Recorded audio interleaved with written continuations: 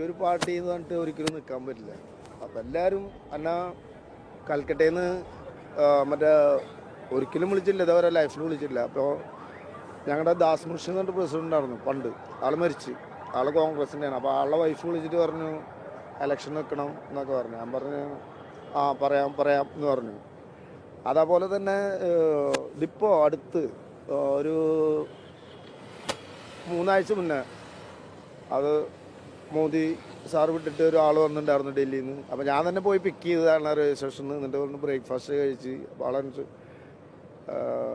Election ലഡേക്കാണ്. ഞാൻ പറഞ്ഞു ഇല്ല സാർ, ഞാൻ ഇലക്ഷൻ നിൽക്കുന്നില്ല.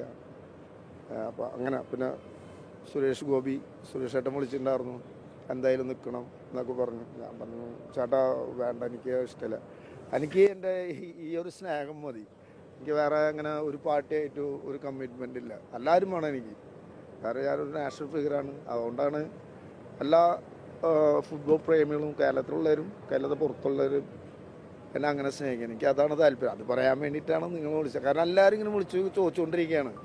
അപ്പോൾ ഇതൊരു ഒറ്റടി കാര്യം കഴിയില്ലേ. അപ്പോൾ അതുകൊണ്ടാണ് ഞാൻ ഇലക്ഷൻ നിൽക്കുന്നില്ല എന്ന് പറയാൻ വേണ്ടി.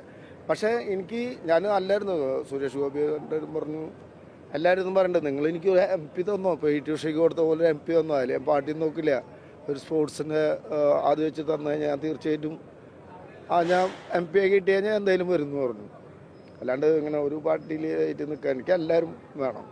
ഞാൻ അങ്ങനെ കൊണ്ട് നടക്കണതാണ്. ഇത്രയുള്ളൂ. ഇത്